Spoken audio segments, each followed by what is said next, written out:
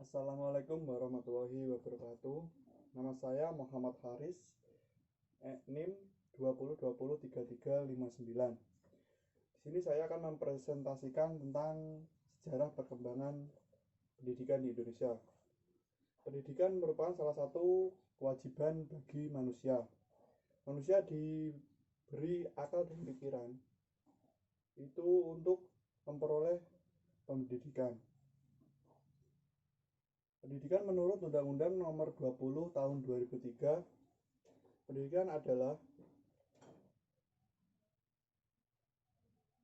usaha sadar dan terencana yang dilakukan oleh manusia untuk meningkatkan dan mengembangkan proses atau potensi peserta didik.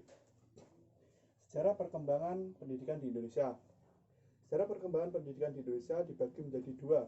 Satu, pendidikan atau masa pra-kemerdekaan dan masa pasca kemerdekaan. Masa pra-kemerdekaan dibagi menjadi 5. Satu, masa Hindu-Buddha. Kedua, masa Islam. Ketiga, masa VOC. Keempat, masa Hindia Belanda. Dan kelima, masa pendudukan Jepang. Kita akan membahas satu persatu dari masa tersebut. Yang pertama, masa Hindu-Buddha. Agama Hindu-Buddha masuk di Indonesia sekitar abad keempat. Di sana pendidikan juga sudah mulai berkembang. Salah satunya dengan pendidikan keagamaan yang dilakukan oleh pendeta kepada masyarakat. Salah satu contohnya adalah prasasti Yupa, yang merupakan prasasti yang ditemukan di Kerajaan Kutai. Prasasti itu menceritakan tentang upacara keagamaan. Salah satu contoh lagi adalah bahasa Palawa dan Sanskerta yang terdapat pada prasasti-prasasti. Itu membuktikan bahwa pendidikan pada masa ini sudah mulai berkembang. Yang kedua, masa Islam. Pada masa Islam juga sistem pendidikan sudah mulai berkembang dengan adanya pesantren dan pondok. Di pesantren dan pondok terdapat seorang ulama atau kiai dan santri atau siswa. Di sana mereka saling berinteraksi untuk berbagi ilmu, dan di sana juga seorang siswa juga dapat mengambil pengalaman dari seorang ulama tersebut. Di sana juga terdapat pembagian tugas oleh kiai dan santri yang mengajarkan bahwa di sana juga terdapat saling bekerja sama dan saling bertanggung jawab. Yang ketiga, masa VOC. Pada masa ini, kisaran abad ke-17 sampai 18. Pada masa ini sistem pendidikan juga sudah mulai berkembang. Di sana sistem pendidikannya diajarkan oleh pendeta dengan dasar agama Nasrani. Pendidikan di masa ini hanya sebatas untuk bisa membaca, menulis, dan berhitung. Yang keempat, masa Hindia Belanda. Pada masa ini, sistem pendidikan sudah mulai terstruktur dan jenjang-jenjang pendidikan sudah mulai terbentuk dan tertata.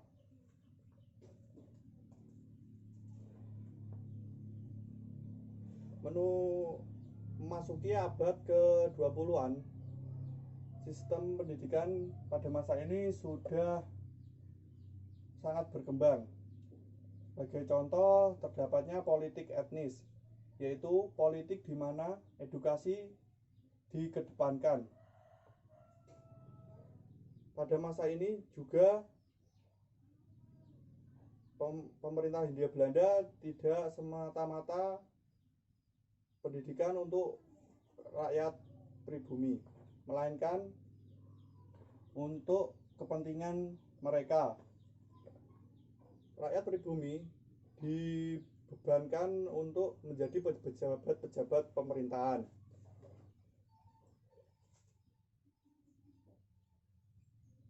Dengan kata lain, pemerintah Belanda ingin membuat rakyat pribumi menjadi tenaga-tenaga di dalam pemerintahannya, sehingga upah yang dikeluarkan tidak terlalu tinggi. Yang terakhir, pada masa pendudukan Jepang. Pada masa ini, semua sistem pendidikan yang diajarkan pada masa Hindia Belanda dihapus semua. Dengan kata lain, sistem pada masa ini sudah berkembang sangat pesat.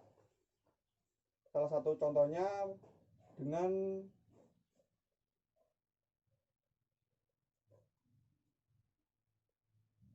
penggunaan bahasa Indonesia sebagai bahasa resmi di pengantar di sekolah.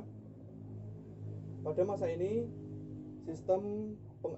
terdapat penghapusan sistem sekolah yang menurut kasta. Semua rakyat Indonesia atau rakyat pribumi bisa bersekolah semua. Di sini juga terdapat pendidikan semi militer yang sebelumnya tidak diajarkan pada masa Hindia Belanda. Sekarang saya akan membahas tentang masa pasca kemerdekaan. Terdapat 7 kurikulum.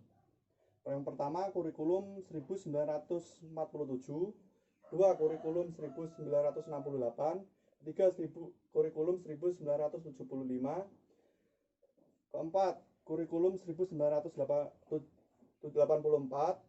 kelima kurikulum 1994, keenam kurikulum berbasis kompetensi, ketujuh kurikulum tingkat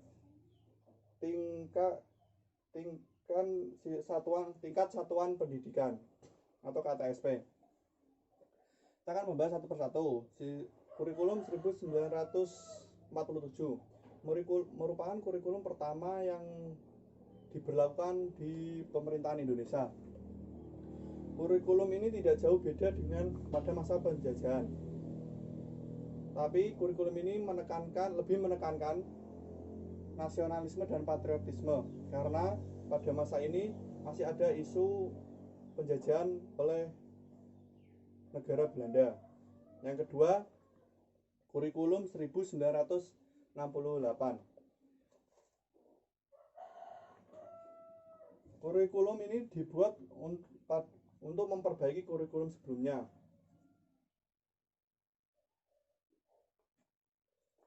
Pada masa ini, kurikulum sudah melakukan pengorganisasian mata pelajaran.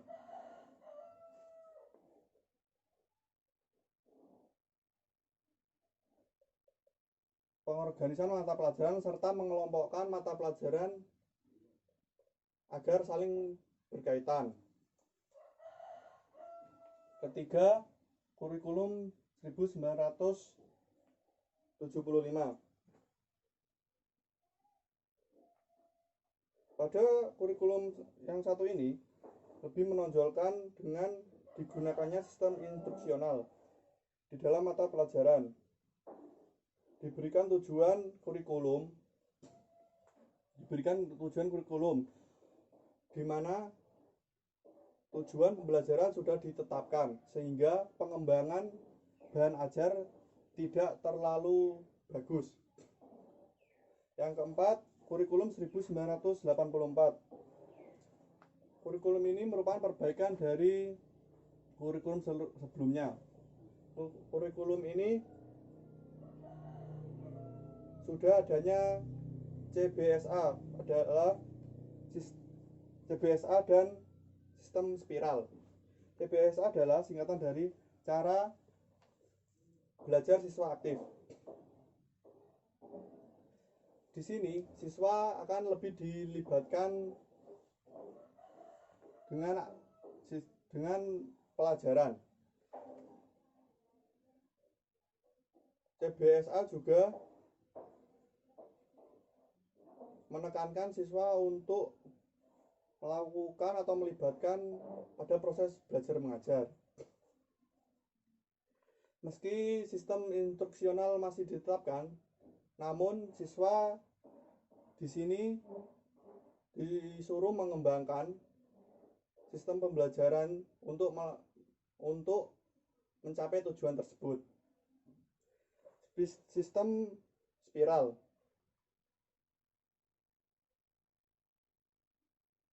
Sistem spiral adalah sistem di mana setiap jenjang pendidikan akan mempelajari mata pelajaran yang lebih mendalam.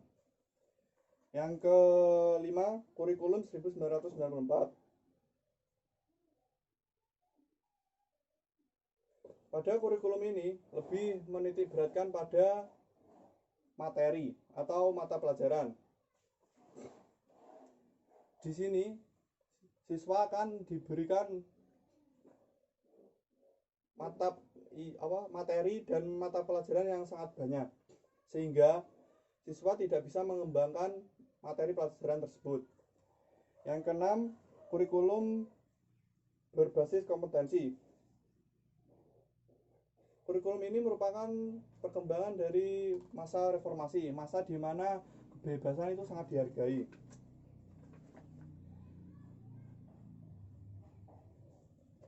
Sehingga kini siswa dapat mengembangkan dan mempelajari mata pelajaran atau materi sesuai dengan kemampuannya, dengan bimbingan dari guru. Yang terakhir, kurikulum tingkat satuan pendidikan atau KTSP. Kurikulum ini merupakan kurikulum seperti kurikulum sebelumnya. Kurikulum ini merupakan